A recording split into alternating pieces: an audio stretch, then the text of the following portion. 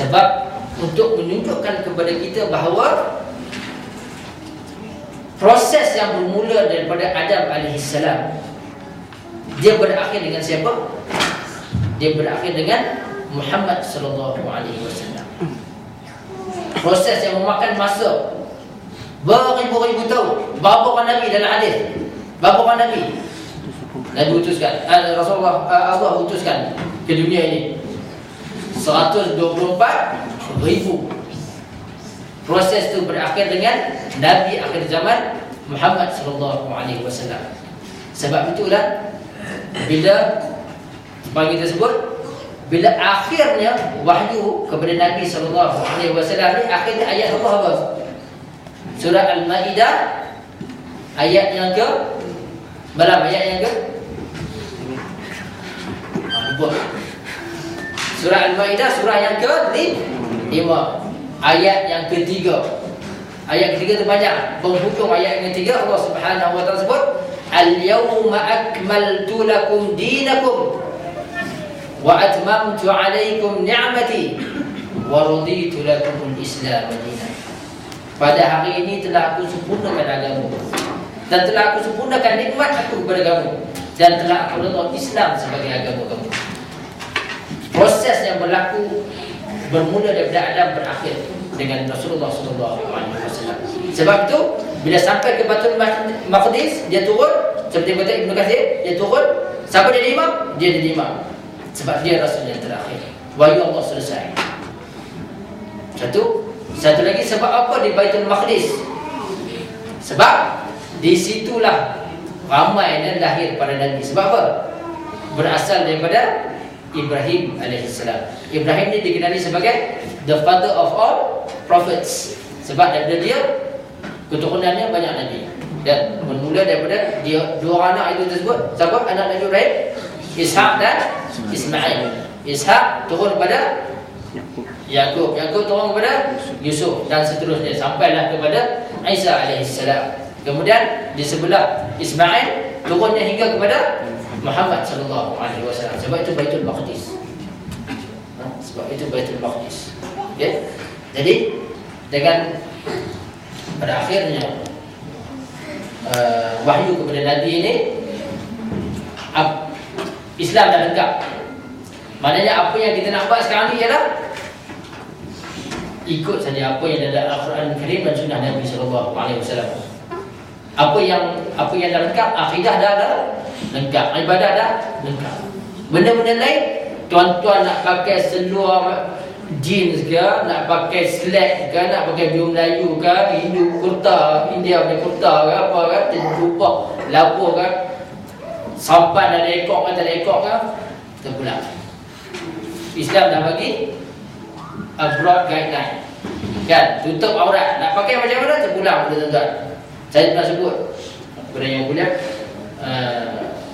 orang Jepun masuk Islam di Masjid Keling di Penang. Kebetulan masa tu saya ada di rumah untuk dia panggil pergi bercakap dengan orang Jepun ni 3 orang, seorang perempuan. Yang perempuan sebelum saya balik pada tu, dia tanya, saya dah masuk Islam ni, nak pakai apa? Dia cakap putih lah. Dia kata nak pakai apa? Saya kata orang perempuan Jepun ni, saya tahu pakai kimono kan. Saya kata pakai kimono, betul tu pakai kimono. Sebab begitulah Islam. Dia tak menetapkan baju macam mana. Rasulullah SAW dia bukan pakar fashion. Dia bukan turun ke dunia ni nak cerita kita tentang fashion macam mana. Tak ada.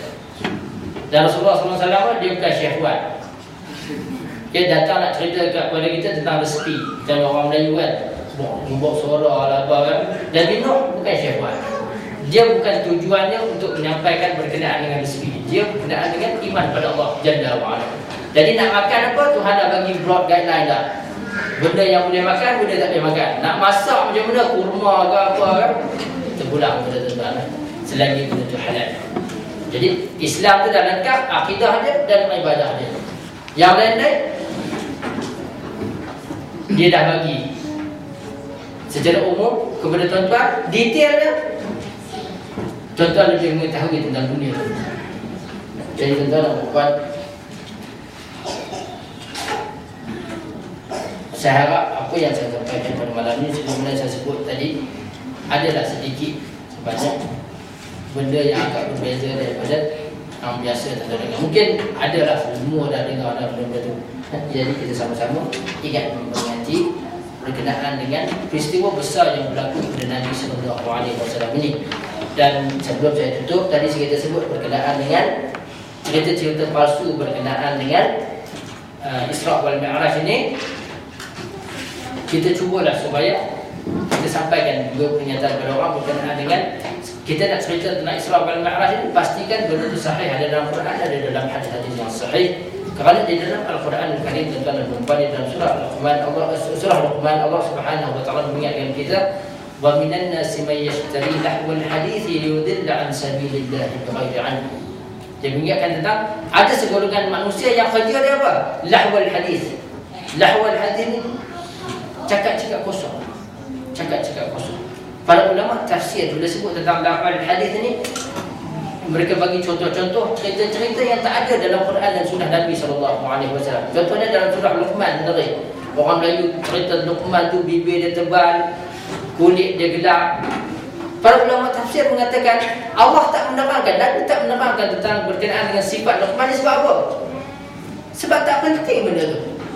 Yang nak terangkan pada kita, Luqman itu orang yang bersyukur pada Allah. Sebab sifat bersyukur tuan-tuan boleh ikut tak?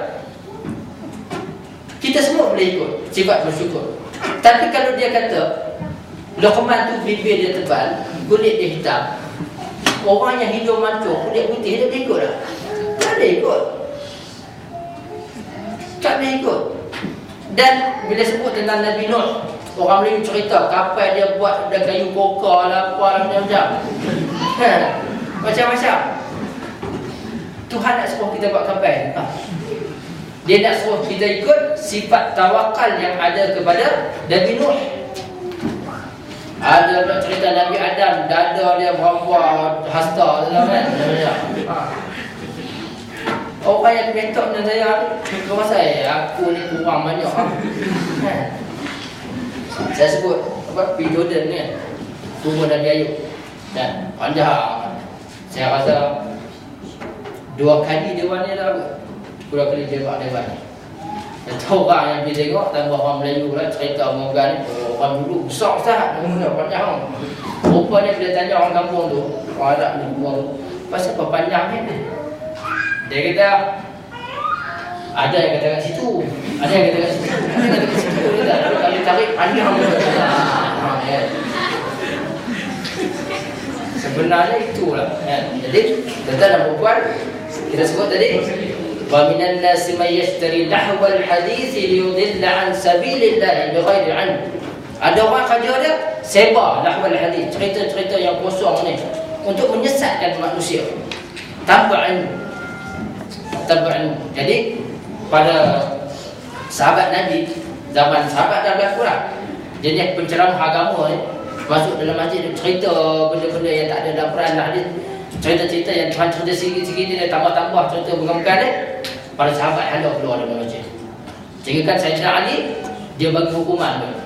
Dan penceramah-ceramah yang bercakap berpandukan kepada Quran dan Sunnah, Sayyidina Ali duduk mendengar. Untuk cerita pada, untuk bagi tahu pada orang secara tak langsung, yang ni boleh. Yang tadi duk mengawal tak boleh. Jadi tuan-tuan dan puan, kita cerita yang berkenaan dengan wahyu Allah mesti ada dalam Al-Quran, mesti ada dalam hadis-hadis yang sahih. Pastikan ketepatan itu supaya insya-Allah Islam yang nak kita amalkan ini dan juga Islam yang nak kita sebarkan pada orang ini adalah Islam yang murni, yang mampu mengubah umat Arab 1400 tahun dulu yang perangai dia memang buat, mampu mengubahnya menjadi manusia contoh. Kalau kita baca Thomas Carlyle dia kata apa dalam buku dia, umat yang tak ada siapa teringin di semenanjung Arab tu. Empire Parsi tak pernah jajah, Empire Rom tak pernah jajah. Sebab apa? They saw nothing interesting, nothing special about this people. Tapi umat ni berkat dengan Islam, Al-Quranul Karim dan sunnah Nabi SAW, betapa hebat dia jadi. Betapa hebat. Jadi kita yang nak kita pastikan adalah keturunan